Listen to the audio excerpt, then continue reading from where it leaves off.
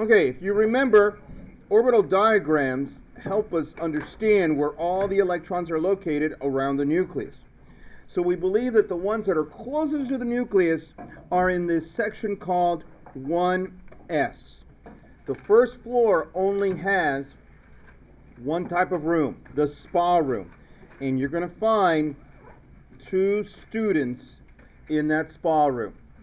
We use an arrow up and an arrow down in order to signify that they can be in the same floor, energy level. They can be in the same type of room, sublevel. They can even be in the same room, orbital. But they cannot be spinning in the same direction at the same time. That is why it's arrow up, arrow down. Okay? Chlorine has 17 students. We have now successfully placed 2. We have a long way to go. So what we're going to have to do is open up the second floor. When we open up the second floor, we open up 2 types of rooms. The S and the P. There are 3 P rooms, 1 S room. More than enough space to fill in some more students. The first 2 students go in the S. And then, according to Hund's rule, Hund, H-U-N-D, Hund's rule, we place them 1 student per room in the same direction. And this will become important later on when we talk about magnetism, until we have no other choice but then to go back and double them up. So now we have placed, count them, 10 students. 10. Okay? So now we have to go up and open up the 3rd floor. The 3rd floor contains an S,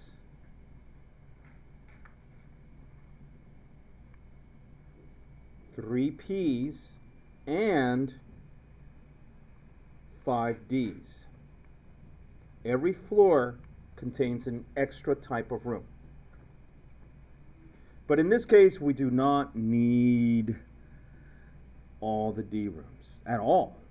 Okay, so they will remain empty. 12. I thought you couldn't open up the 3D and open up the 4S. Technically correct. Okay, but we'll get to that. Okay, we'll get to that. I just wanted to show you, especially for Noah since he wasn't here the other day, that every floor opens up a new type of room. Okay? 13, 14, 15, 16, 17, done. 17 students, 17 electrons placed. Orbital diagrams are really cool. They tell us, first of all, that chlorine is going to be slightly magnetic because it has 1 lone pair. Also, that if I were you, I'd stay far away from chlorine. Why? How close is it to having a full 3p? 1 away. It is going to be desperate to gain an extra electron. So desperate that it's going to look at you and go, ah, fresh meat. And it will get into your lungs and rob your atoms of an electron. That changes the way your atoms work, changes the way the water works. It's going to change you. It will kill you. That's why, to you guys, you think that chlorine and chlorine minus 1, where it has gained an electron, are the same thing. They're not. Chlorine minus 1 is now a puppy dog. Chlorine minus 1 thinks it's a noble gas because it has completed the P section. Just like all the other noble gases have completed the P section. It is not a noble gas, but it thinks it is. So what happens if you encounter Cl minus? Nothing. You're okay. It doesn't want anything from you. It's happy. Cl 0 is going to want things from you. Things that you don't want to give. It will kill you. And when your body is sitting there rotting, it'll continue trying to take away electrons from you. Do not mess with Cl0, which comes in the form of Cl2. Okay? Do not mess with them. They are nasty. Cl minus, it's okay. It's in the salt that you eat every day. But Cl0, bad, bad. It is OCl minus. It's hypochlorite. NaOCl. It's going to react with the water to form an acid. So it will still sting, but it's not nearly as bad as it is. Some of it does decompose to form Cl2, which you can smell, that chlorine smell, and that's why a lot of people that are lifeguards oftentimes have hypersensitive. They suffer a lot from sinus problems and from breathing problems because they simply breathe too much of the chlorine in all the time. Okay, now let's do uranium with 92 electrons. Let's not and say we did. Okay, that can get really tedious and long. So there is a shortcut to this. This shortcut is called electron configuration. And in electron configuration, all we care about is the summary. We're not going to do the boxes. We're not going to do the little electrons. We will say that there are 2 electrons in the first energy level, SPA sublevel. That's it. There's going to be 2 electrons in the second energy, SPA level. So far you're thinking that's not much of a shortcut. How about this? 2p6 for all that. 3s2. 3p5.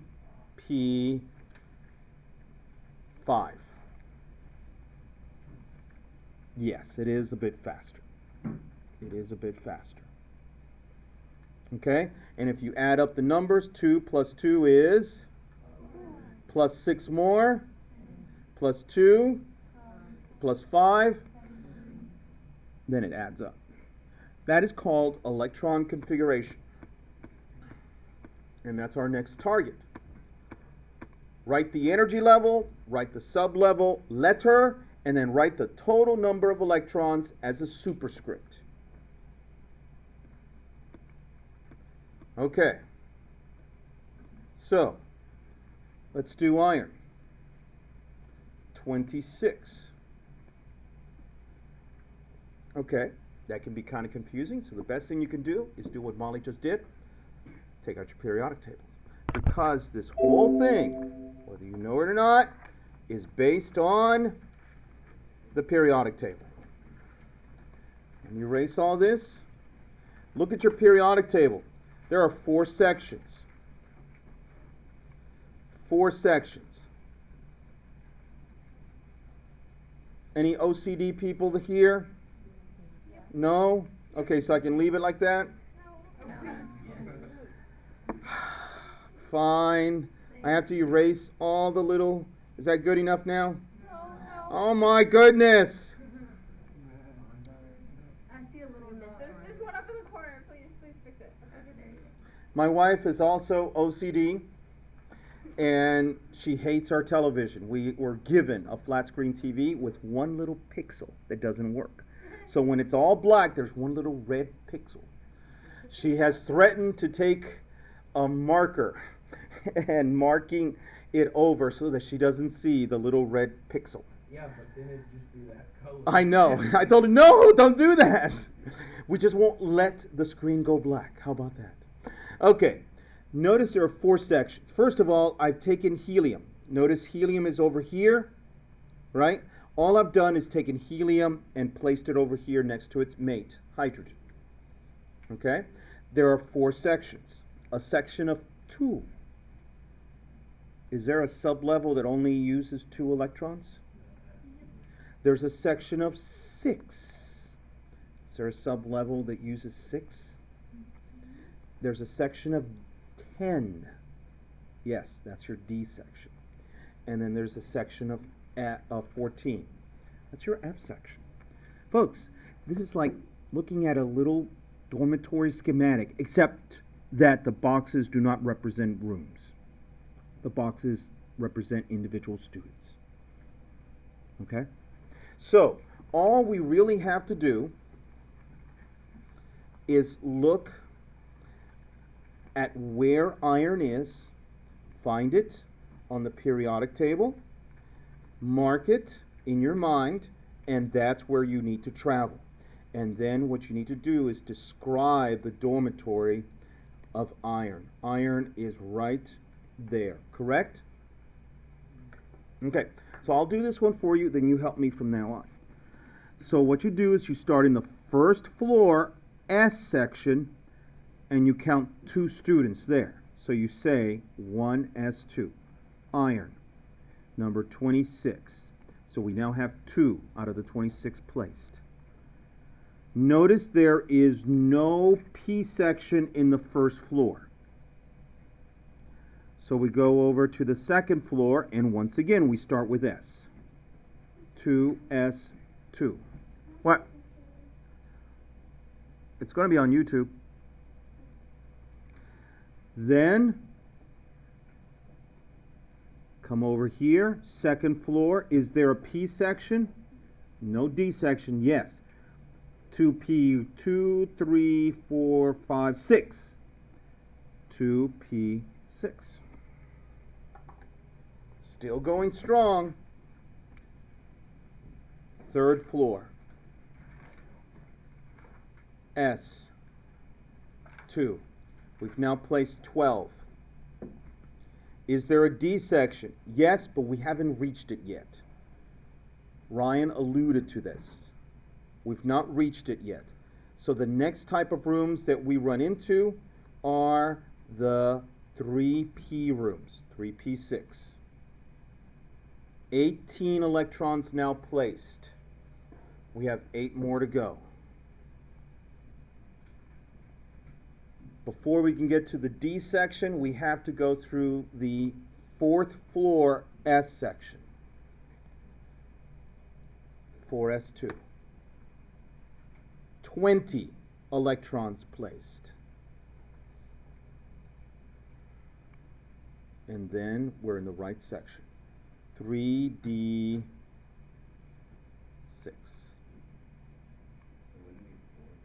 No, because the first D section you encounter is the 3rd floor D section. You always need to remember that the Ds are 1 floor behind. So, if you are in the 4th floor, you will encounter the 3D section. Oh, that's why you have to open up with. Exactly. So 5th floor, that means this is going to be 4D. 6th floor, 7th floor, yes. Nope. In theory, there is, but in the ground state, there aren't any elements with enough electrons to go in there. Starting here, no. Starting in the 6th floor, look at the 6th floor. You have cesium and barium, and then something funny happens around here. Everything gets ripped away and torn down to the bottom. That's the F section. But where should we encounter the first F section? Let's see. The first energy level has only 1 S. The second energy level has 2 S and P. The third energy level has 3 S, P, and D. The fourth energy level has S, P, D, and F. So the first F section is the 4th F. The F's are 2 floors behind. Do not write this on your periodic table. You have to just memorize this. So that means this is the 4F, and since 5F comes after 7S, that means this is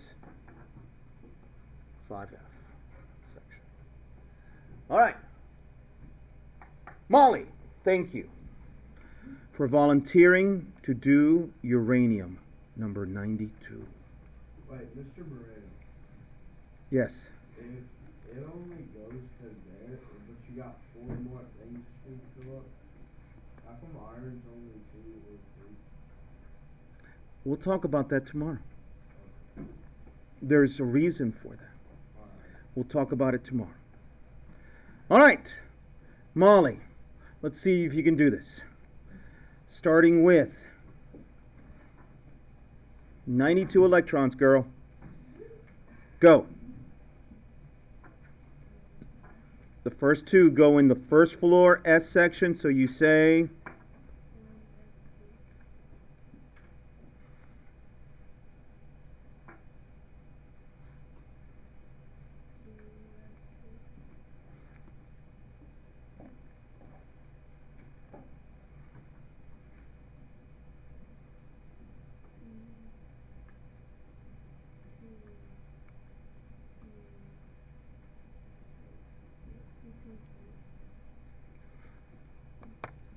so far, so good.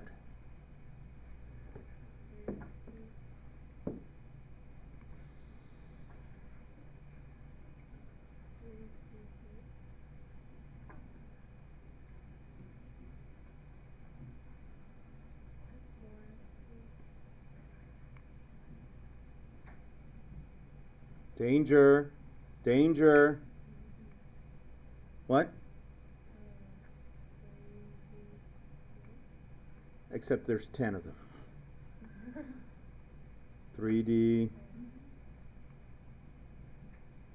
The D's are always 1 floor behind, so you have to be in the 4th floor before you can reach the 3D.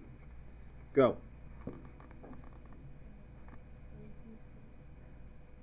We've already used 3 pieces.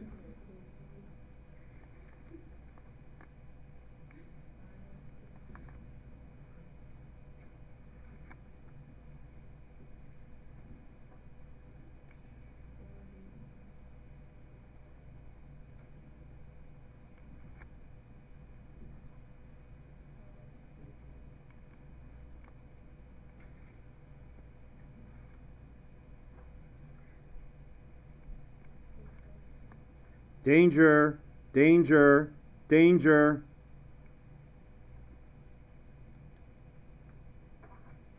Where do we go from here?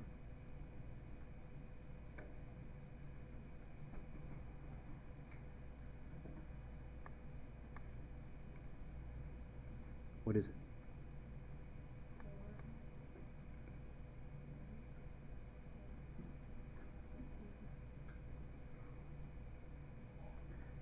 Back there. You go from there back to the D section. Oh my goodness. So just like Mr. insert it Moreno, into that one spot. the guy who made the periodic table, did you know that this would all work out? No. Or did you just throw stuff together and was like, here you go? There was patterns. We talked about Dimitri. There were patterns, and every generation has added a layer to it. It's complexity. Go.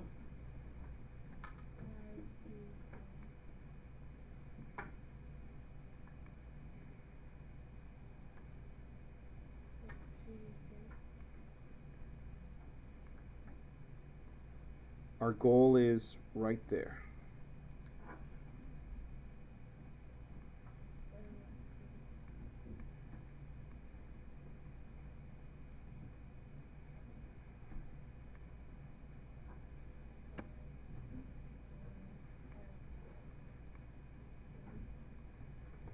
Doesn't get much harder than that, Molly. Give Molly a pat on the back. She did great. All right. Let's do polonium. Polonium. It'll take like 3 hours. Okay, I'm going to teach you a shortcut to this one, but for now, we got to learn this. This is still shorter than, Yeah. still shorter. I mean, the orbital diagrams would have taken you 5 hours. Yeah. Right, but you have to learn each one.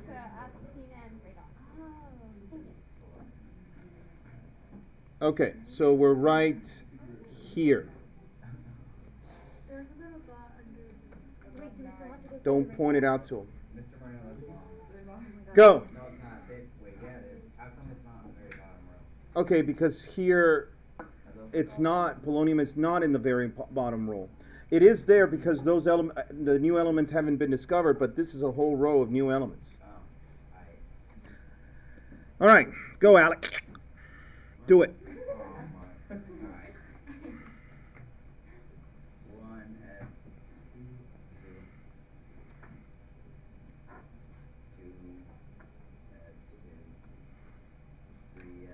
2s, 3s, 2. You went crazy there. Never mind. 2p6. What? No. Don't get distracted. Go. 3s2.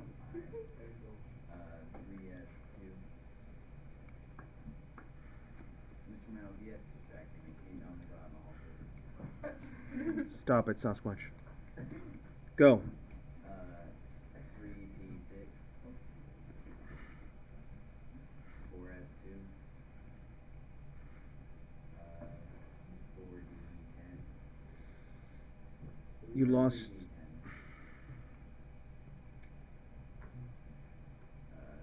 4p6.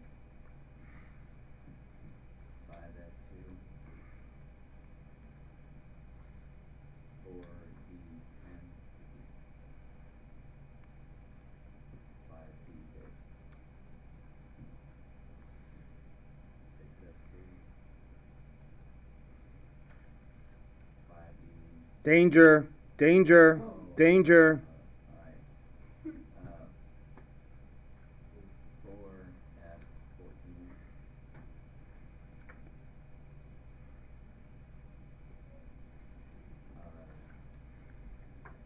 5d10. And 4d.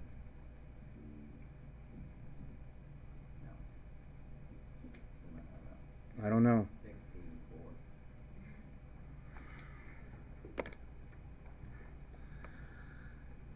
You're right, Ryan. That is kind of long. That also illustrates how to do number 2 in your homework. Number 2. So now you should be able to do number 2 in your homework. Please don't start on it now, because I need to explain to you the shortcut to the shortcut. Can we use the shortcut to the shortcut? No. You could use the shortcut to the shortcut for number 3. What about number Okay. So, do you know that there are a bunch of peach trees up against I-75 in the border of Tennessee and Georgia?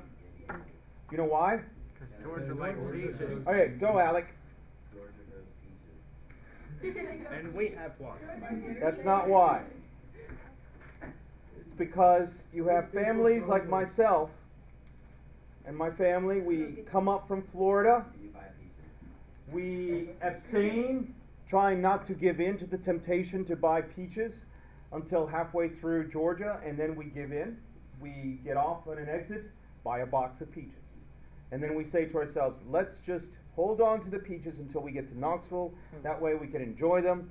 And near the northern part of Georgia, we've been smelling them now for several hours, and we can't take it anymore, so we start eating them. So we'll eat all the nice fruity outside until we get into the crunchy pit. In which case, we think to ourselves, this is natural. Outside is natural. Throw it outside. So, which is what the tree wanted you to do in the first place. The tree seduces you. The tree entices you by giving you a nice, sweet, fleshy outside in order for you to take the baby that's inside, get to it, and throw it away. Away from the mud. What? Are you giving abortion? Are you what? Are you giving abortion? You always think about it a different way. No, the baby's inside. The tree gives you the fruit so that you'll take the baby. Okay. Folks, this is biology. That's what trees do. They do that to animal life. They entice you. Babies have animals? They will put their babies inside a fruity covering in order to entice animals to eat the fruity covering and discard their baby away from the mother tree. Why do they gotta do that? Why Because you don't want your baby growing up next to you and competing for sunlight with you. You just like put some. But you're a put some mother, leaves so over you it. should be caring for Oh my gosh, we're talking about plants. All right, so in other words, we find the pit that is inside, which, by the way, the biological term is called the kernel. We find the pit that is inside and we throw it away because it's of no use to us. All right, grand scheme of things. We're trying to figure out how these electrons cause reactions to occur, right? Out of uranium's 92 or polonium's 83 electrons, very few, 84 electrons, very few of those electrons are actually the ones who do the work. Okay? There's going to be a pit inside that we might as well throw away. So this is how we deal with this. Look at polonium over here. Polonium has xenon inside of it. It doesn't really, but basically it has the electron configuration of xenon. Everyone wants to be a noble gas, right? So what you want to do is you want to gain or lose electrons in order to be a noble gas. So that is going to be the standard that we're going to use. Everything beyond that noble gas are the electrons that do all the work. They're called the valence shell, or the outer shell. So what you do is you find polonium, go up and over, and find the noble gas that's right there. What is that noble gas? Xenon. Xenon is 1s2, 2s2, 2p6, 3s2, 3p6, 4s2, 3d10, 4p6, 5s2, 4d10, 5p6. That, my friends, is xenon. And those electrons are absolutely useless to us. So what we say is polonium bracket xenon. So we basically are able to condense or take a little shortcut and put all of those noble gas electrons in the symbol of that noble gas and put it in brackets, and that's it. We don't have to do any of those configurations. Yes? So do you basically just like move the starting line forward and then To the end of xenon. and then so you can do that with any of them? Yes. The noble gas above it? Yes. Okay. So polonium becomes xenon. And then start from there. 6s2, 4f14, 5d10, 6p4.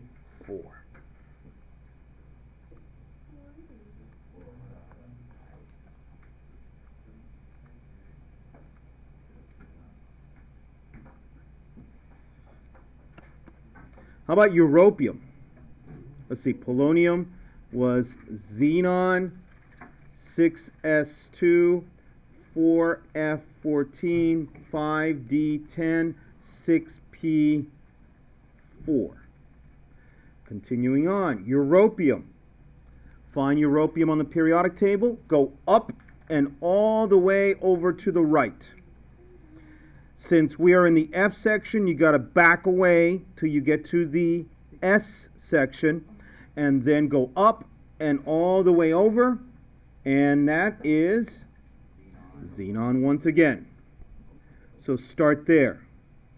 6s2, and it's in the F section. 6s2, 4f what? No, then you went past europium. 6s2, 4f6. EU. EU. Yes? 100, then go up, and radon is going to be your noble gas. Radon. No. Oh. Okay, right here, 100. So go up and all the way over, radon.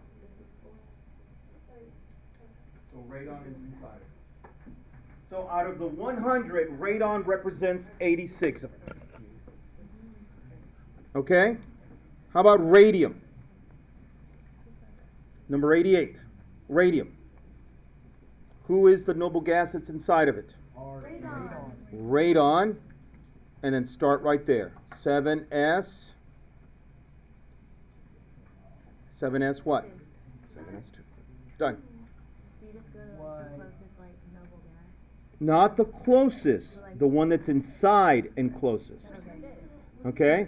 You don't want to get, everyone listen, go back here. You don't want to get to iodine and go, well, xenon is the closest. No, it's not. Okay, you have to go above and over. Krypton is the closest. Xenon has more electrons than iodine does. So that doesn't make any sense. Could you technically go to Xeon and then just minus one? No. That doesn't help us. Okay? That is condensed electron configuration, or using the kernel. Using the kernel. That's number 5 in your homework. Condensed electron configuration, or using the kernel. These are called kernels. The seed that's inside. I thought that was number 4. Oh, number 4. Number 4. That should now allow you to do number 4 in your homework. Is this how our homework's going to be for the rest of the year? I really like No. Number 3. Number 3 is condensed electron. Whichever one is condensed electron configuration, that's the one that is targeted here. All right, so let's do the last one. Outer shell. This is considered the outer level of electrons, but not all of those electrons are involved in reactions. Only S and P electrons are involved in reaction. So only these guys and these guys. F's don't play a role, D's don't play a role. Only S and P electrons. And since S can only have a total of 2 and P can have a total of 6, the total number of outer or valence shell electrons is 8. Everyone wants to have 8. If you're a noble gas, you have 8. I'm going to ask you for how many outer shell or valence shell electrons an element has, and you will need to give me an answer between 1 and 8. So, go back over here. How many outer shell electrons does polonium have? 4 is wrong. 6. Why? Because it's the S and P electrons. How many will europium have? How many will radium have? Okay, let's go back to the periodic table, because the periodic table can easily help you figure out how many outer shell electrons you have. Let me show you why and how.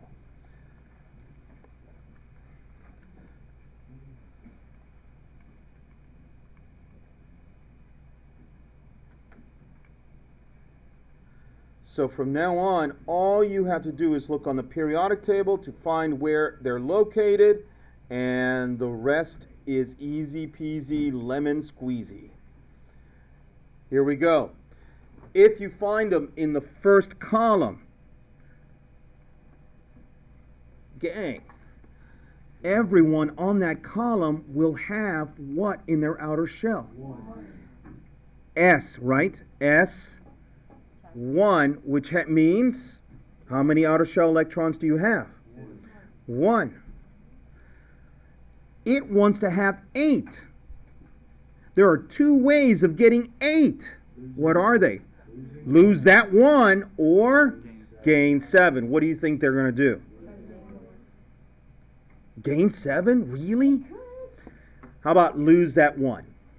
Everyone in this column will have what configuration? S2, which means it has how many outer shell electrons?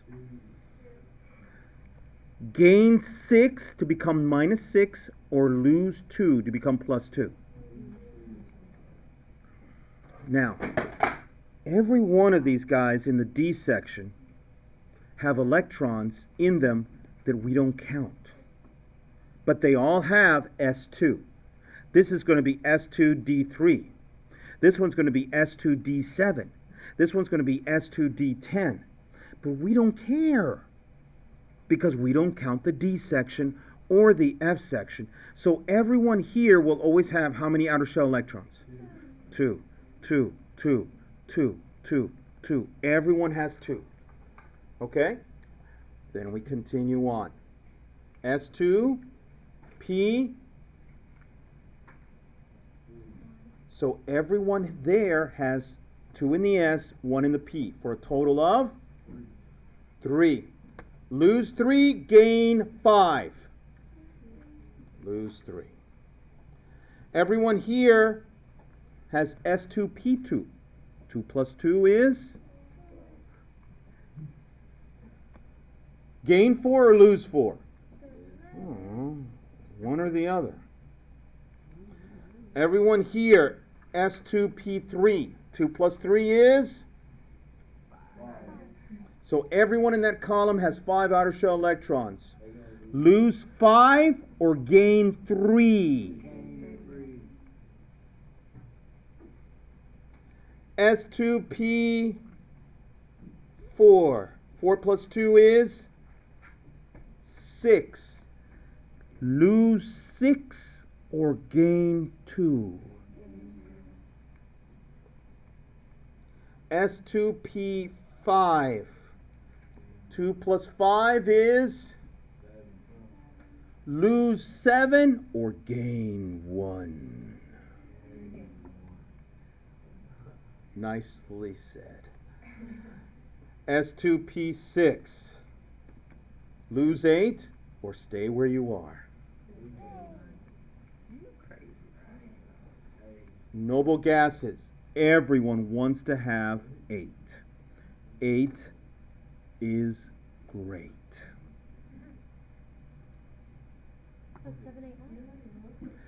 Outer shell electrons. Valence shell electrons. Now you know how to do number 4, right? Number 4 in your homework. Number 4. Are we taking that quiz? Yes. We're doing it right